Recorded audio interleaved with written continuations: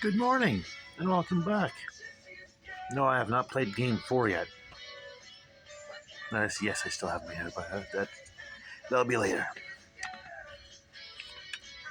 I'm going to start with the clue first. You'll see why. Yesterday's clue was from New Testament quotes for 600. Yesterday's answer was, "Ye will surely say unto me, Physician, do this." Question is, what is heal thyself? And now we go to today's New Testament quotes clue for 1,000. This is where we end the Jeopardy round. Answer.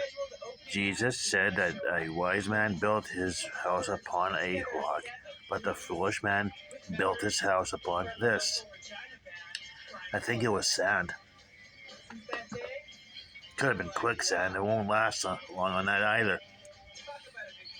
Answer sand. At least that's what I think it is. And here we are, August 9th, 2023.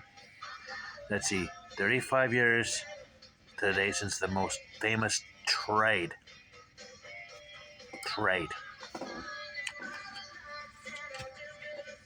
Now, I do have a trade here. Excuse me. It involved going to LA, Wayne Gretzky, Marty McSorley, Mike Krushelnyski.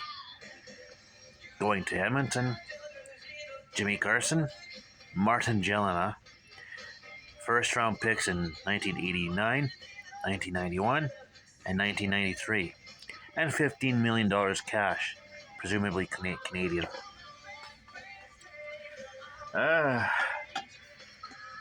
I might have told this story in a previous video, but I remember exactly what I was doing when I heard the announcement over the radio. Just turned 14 a week prior. My sister just had her birthday week before mine, so yeah. Just moved to Edmonton, literally, right at the end of July. My sister and I were playing Lego in our new place. She was in a different part, and I was within earshot of the radio. I was close to the kitchen. Heard the trade over the radio, and I absolutely flipping lost it. Absolutely lost. I hated that. I was 14-year-old kid starts bawling because of the trade. He's like, figured, Gretzky's gonna be in Edmonton forever. Yeah, when the greatest player in the world gets traded, then anybody could get traded. Mario Lemieux could have been traded. You think a great player like Gretzky gets traded? It's like, yeah, that was a big reminder that, hockey's a business. And surely if Wayne Gretzky could get traded, Mario Lemieux could have gotten traded. Or even Brian Leetch could have gotten traded. Or even players now like Sidney Crosby, Evgeny Malkin, Connor McDavid, Leon Draisaitl, even Austin Matthews could get traded. These kind of big names that get traded is like, why? It was the starkest day of my life. Starkest memory I ever had. And it's still the starkest memory ever.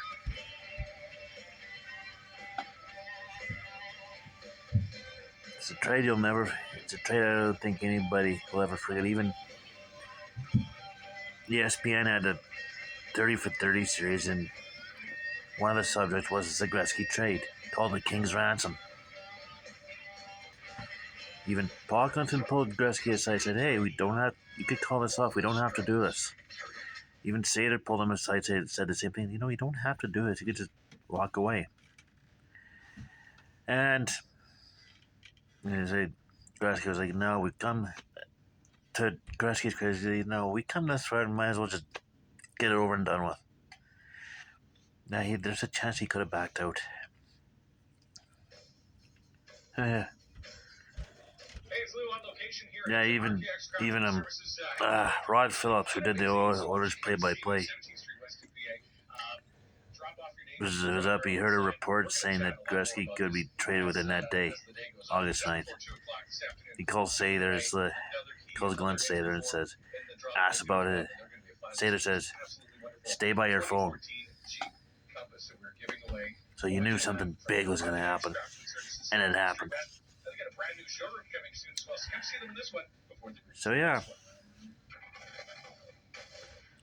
So if you're looking for the deeper, something deeper into the trade, it's a King's Ransom. I don't know if YouTube has it or what, but that was the name of the ESPN 30 for 30 episode, A King's Ransom. And boy, was it a King's Ransom. It's funny, Bruce McNall was the owner of the Kings, and both Pocklington and McNall ended up both going to jail. I think presumably both for embezzlement and fraud. Well, they didn't do that to each other. Pocklington was known as a I think he was known as a cheap shyster in Edmonton. It's like everybody knew he was he had taken some loans from the Alberta Treasury branch. And the ATB was like, okay, started calling him, okay, pay us back, come on. That's where the $15 million came in there. The first of many repayments. He had to sell the Oilers, had to sell the Trappers, had to sell his offices, he had to sell the furniture and everything else inside his offices to pay back some of the loans. It's like, oh my God. And I figured he'd move to Palm Springs to get away from anything. Yeah, no, busted. And one time he even had gainers. They knew where the Gainers plant was on 66, next to 66th Street on the Yellowhead Trail there. I don't think it's there anymore.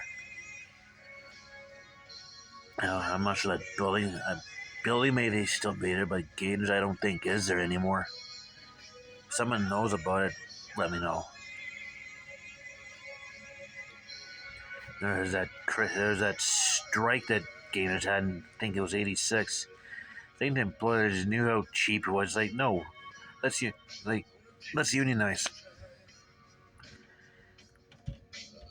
I think they might have known what they were doing, and the Gainers tried to hire scabs and get them inside of the strikers. Were having absolutely. They took a few rounds of some of the buses as they're trying. Oh boy, poor bus drivers. Had an idea what may happen. Wasn't entirely their fault. They were just supposed to do their job and drive under the property. Yeah, well, that didn't get. Strikers were angry. Bus drivers were probably frightened, and then I think even some of the replacement workers would go like, "Oh shit, I gotta go through this."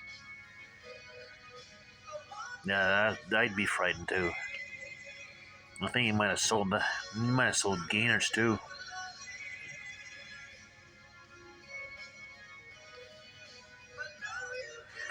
No, although I'll tell you something. Everybody will say, "Oh, the Gretzky trade was the downfall of the Edmonton Oilers." I pointed back to at the start of the 87-88 season, Gretzky's final season there, when Paul Coffey held out and said, pay me more or trade me. No, he was told, okay, go park it. Didn't play until he got traded to Pittsburgh in November for Craig Simpson.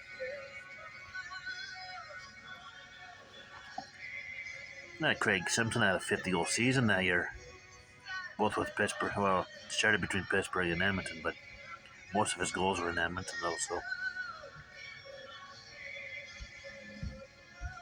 yeah. So that's about it. That's about the long and short of the Gretzky trade. So there'll be maybe another video later.